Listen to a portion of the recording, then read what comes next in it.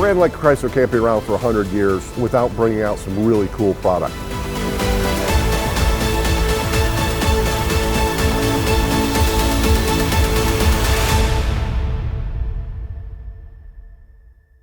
A car so revolutionary in its mechanical betterments that it was destined to be a sensation. It all started with the 1924 Chrysler, the first vehicle that Mr. Chrysler really wanted to put his own name on. It was sleek, it had a better design than most vehicles out there, it was lower. Really the important parts were the high compression engine, which was more performance than most vehicles had out there, plus the four-wheel hydraulic brakes, which were standard equipment. This is something that Mr. Chrysler always wanted, a safe vehicle and value for the customer. So then in the 1930s, we brought out the Airflow. And it's really, they advertised it as the first modern vehicle, and it truly was. This is the first vehicle to use a wind tunnel in its design, had a tubular steel frame, meaning it was very rigid and very safe. Here it comes on its death drop, leaping clear of the ledge and landing with crushing impact in the rocky shale beneath. They changed the architecture of the vehicle to move the axles front and rear for a better ride. The 1940s, of course, we were very busy with the arsenal of democracy and providing things for our troops and for our government all over the world. But after the war, they brought out the Town and Country. And this wood body vehicle, it really kind of was Americana, really. It was the vehicle, you know, your Hollywood people were on, and it really set the standard in design and really built Chrysler's reputation as a design company and an elegant company. The 1950s, of course, so much went on, from the early concept cars and design styling of Virgil Exner to the Chrysler 300. And in early 1955, we released our first model, the Chrysler 300, 300 for horsepower.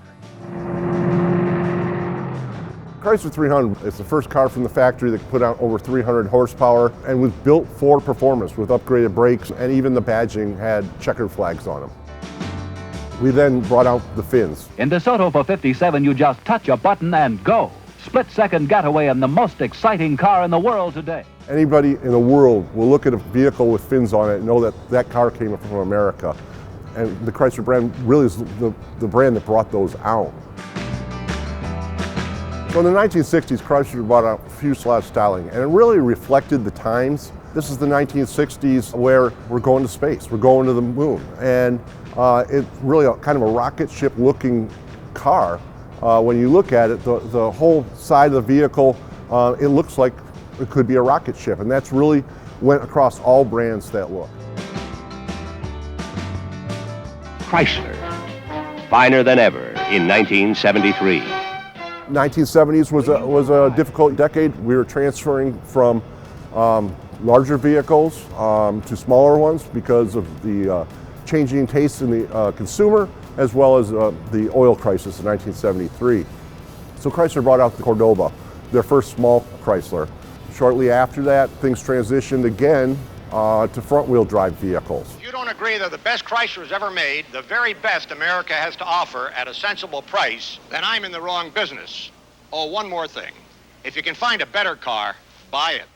In the 1980s, brought back the convertible, the Town and Country convertible in 1982, and there hadn't been a convertible in the American market since 1976. So again, you know, the brand's leading. And of course, the minivan came out in 1984, a segment that did not exist until this company created it. And now we've been a leader in that segment ever since day one when those vehicles came out.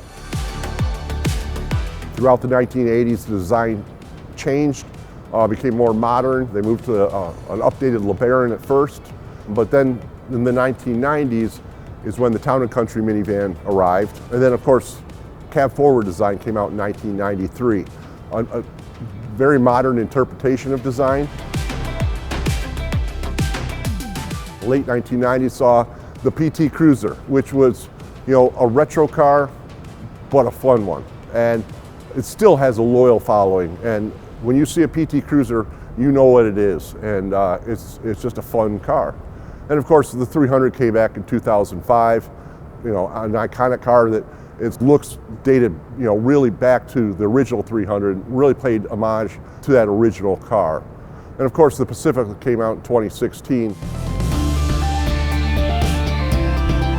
You know, the most awarded minivan ever, and still leads the market. So drawing upon all these decades, you can see that it's a company and a brand that is going to be at the forefront going forward, is going to be bringing out new technology, is going to be leading different segments, because that's what we've done for the last 100 years.